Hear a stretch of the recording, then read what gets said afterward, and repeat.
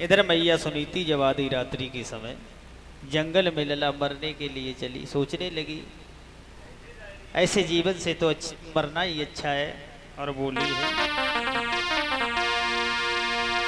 अरे दुख की मारी मात महल से बाहर कड़ी आई,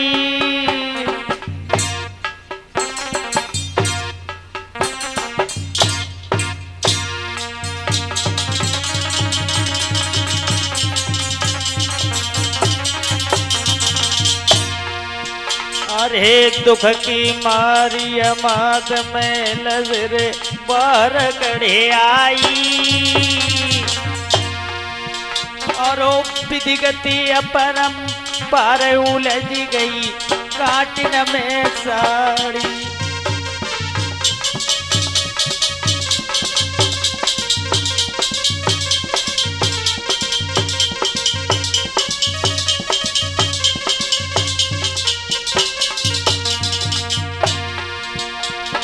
अरे मात जब बामी पे ठहरी, और सुन के गड़ुर आवाज निकल आए बार जरी।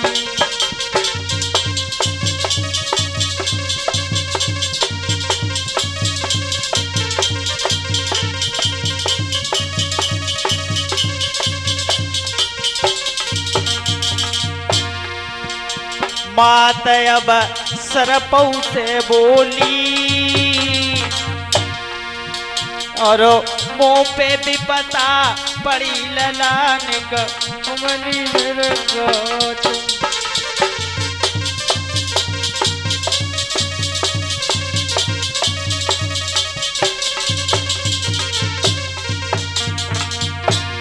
अरे मातबा सरप से बोली, अरे लला मेरे दुख को बांटो, आजो हम पे भी पता परी कुमरन का गली में काटो।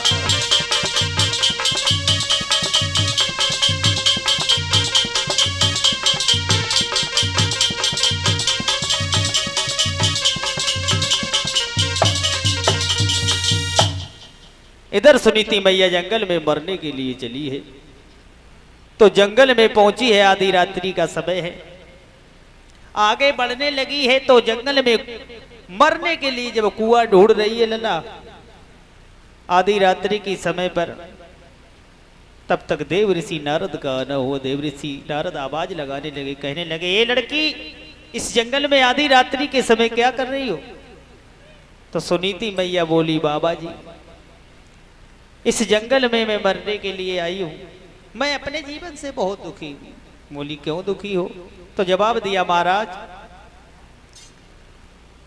मेरे घर में किसी बालक ने जन्म नहीं लिया, मैंने अपने पति की दूसरी शादी करवाई, और वो जब सौत आंगन में आई तो सौत ने मुझको घर में से निकाल दिया, और घर में से निकाल दिया महाराज, मैं अपने जीवन से बहुत दुखी हूँ, मैं इस जंगल में इस कुआं में कूद करके अपनी जान दे दूंगी। तो देव ऋषि नारद कहने लगे, बेटी तुम घर लौट जाओ, अगर तुम मर जाओगी तो क्या मरने से तुम्हारे बालक पैदा हो जाएगा? जवाब दिया, बाबा जी इस जीवन से तो मर जाना ही ठीक है।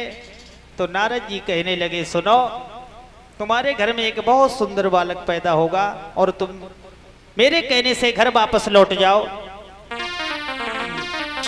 देव ऋषि नारद बोले, मैया सुनीति से, बिटिया कि तेरे घर में कुमर आए जाए गो, घर लौट जाइए।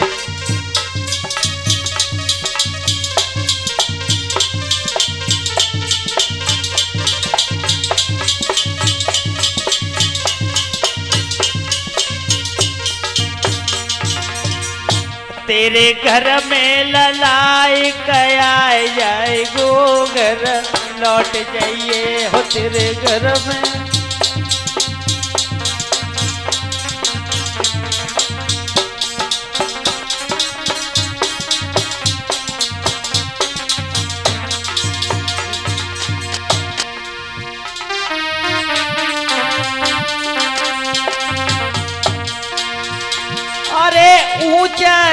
बीच बिटिया पहचानो,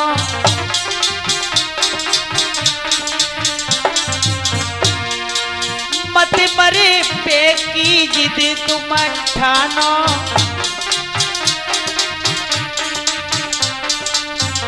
तेरो को बाग लहराए जाए वो घर लौट जाइए।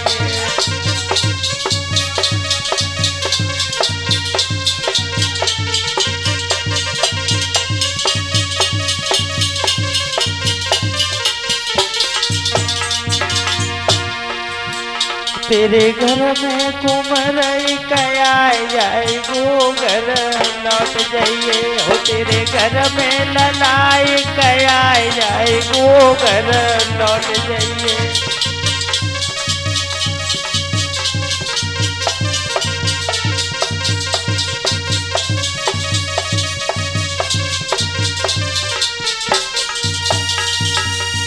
देव ऋषि नारद कहने लगे तुम्हारे घर में एक बहुत सुंदर बालक पैदा होगा। सुनीति मैया कहने लगी बाबा जी एक बात बताओ, मैं तो आज तक ये समझती थी कि दुनिया वाले लोग ही झूठ बोलते हैं, लेकिन आज मालूम पड़ा महात्मा लोग भी झूठ बोलते हैं।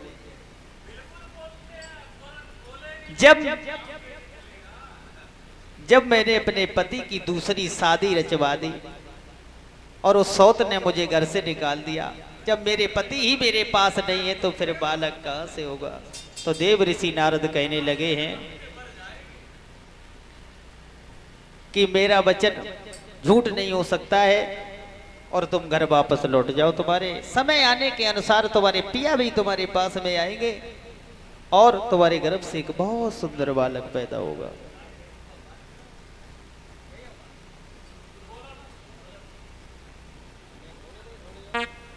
इधर देव ऋषि नारद के कहने के अनुसार सुनीति मैया जब वापस झोपड़ी में लौट के आई लला, तो एक बार इधर हुआ कि हमारा सोचने लगे चलो अब घर में जी नहीं लगता है।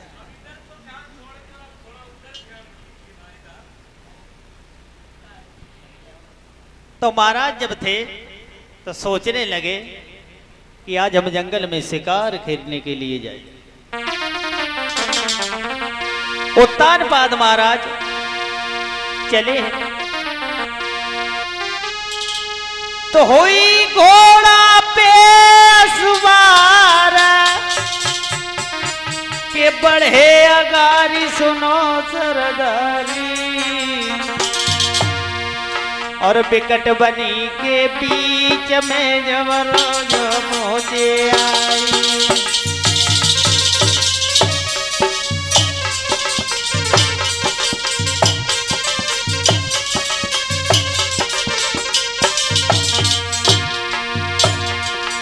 और बिकट बनी के बीच में जब राजा पहुंचे आई,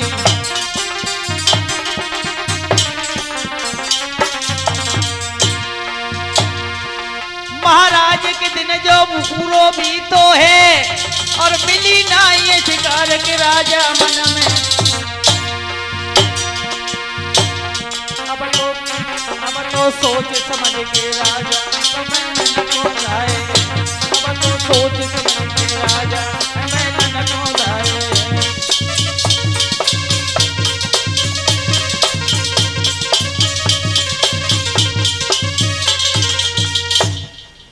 महाराज को जब शिकार नहीं मिली तो वापस लौट के आए तो लला कुंडी खटखटाने लगे, आवाज लगाने लगे है सुरची सुरची, लेकिन सुरची ने कोई जवाब नहीं दिया। जब जवाब नहीं दिया तो महाराज को जब अपनी बड़ी रानी की याद आई लला। अब उन आवाज कौन दे तो 4 बजे से पढ़ के सोई। अरे सुख नींद में सोई गई रानी,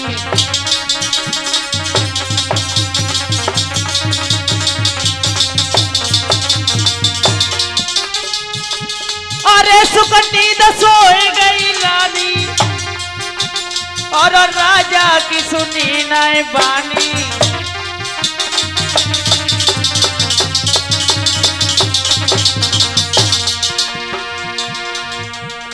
और भूपत की सुनी नहीं बानी।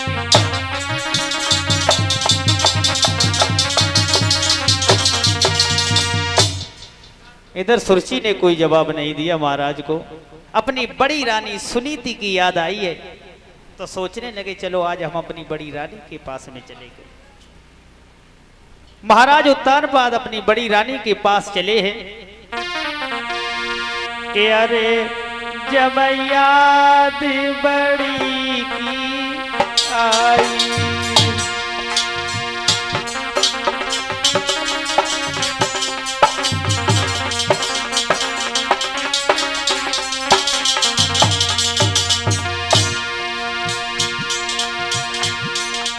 अरे जब याद बड़ी की आई,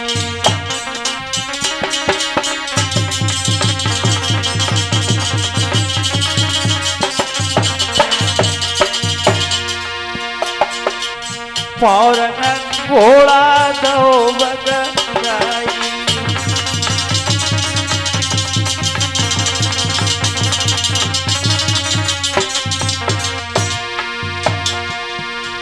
फौरन घोड़ा दो बगाई।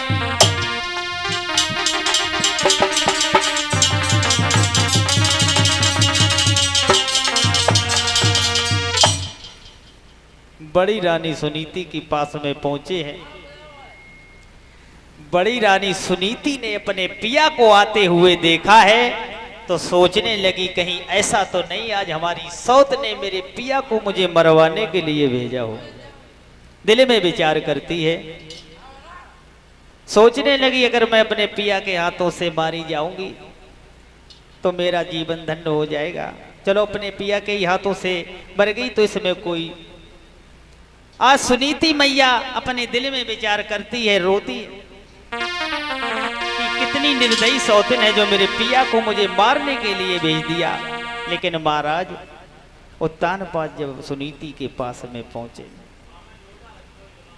सुनीति के पास में पहुंचे, खड़े हो गए। सुनीति ने आते हुए देखा, कहने लगी आइए श्रीवत, आज तुम हमारे पास में कैसे आए हो? जवाब दिया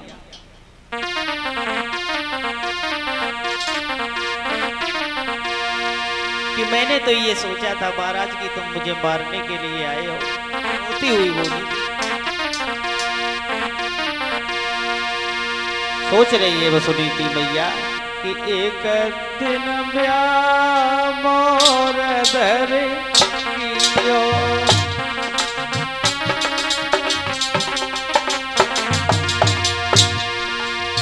एक दिन ब्याह मोर धरी कियो, जा दिन मेरे बबलू के द्वारे,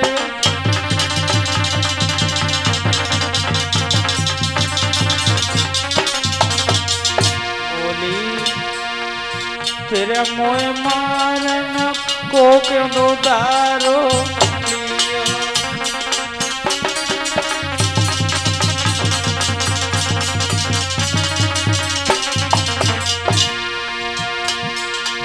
फिर मारन को क्यों दारो लियो, मेरे महाराज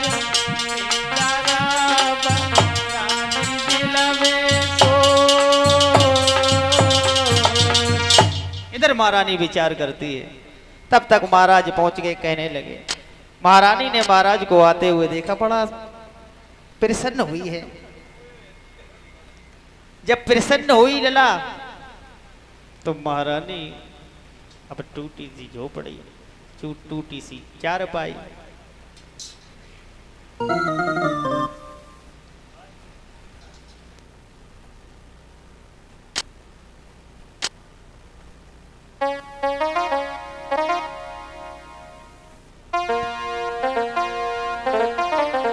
इधर महारानी अपने पिया की लला उंगली पकड़े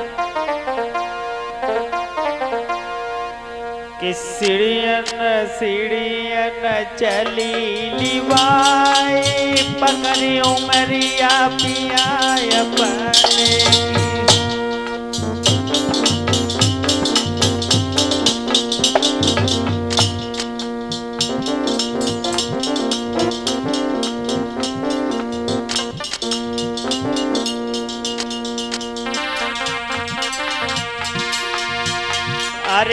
चिड़ियन चिड़ियन चली निभाए, पकड़ी उंगरिया पिया अपने।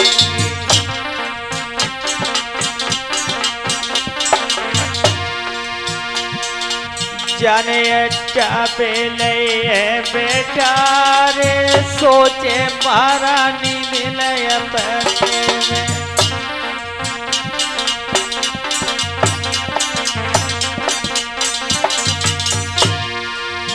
भारी भूख मेरे पिया को लगी है,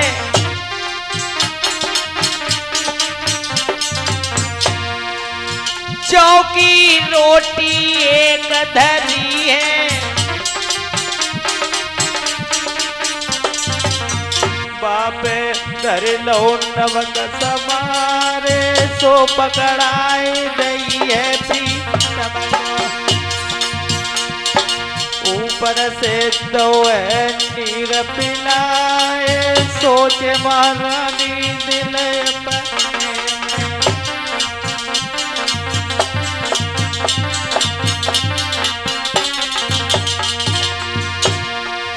आज पिया मेरे द्वारे आए गए,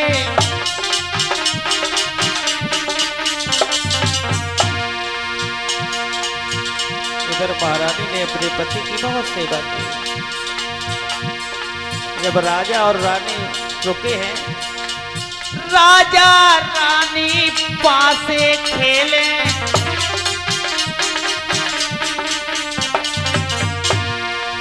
राजा जीते और रानी हारे,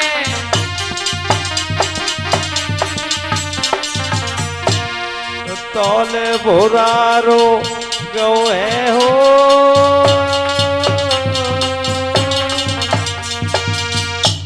महाराज और महारानी सारी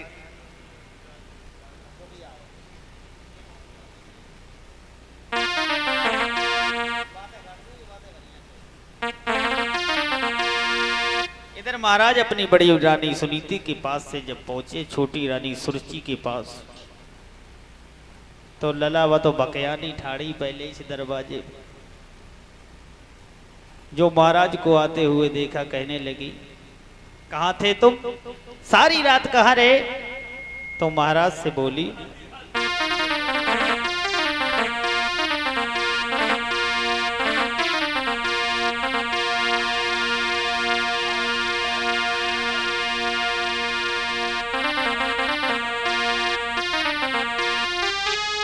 कि तुम रात सौत घर रहे, जाने मन ले रही दबकाई, और बादन की करियो याद, सैया कसम हमारी खाई।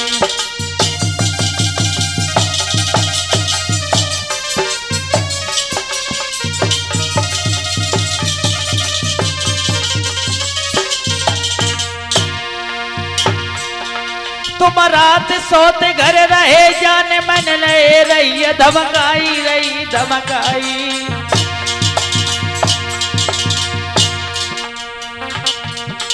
बात न की करियो याद रे, तुम कसम हमारी खाई।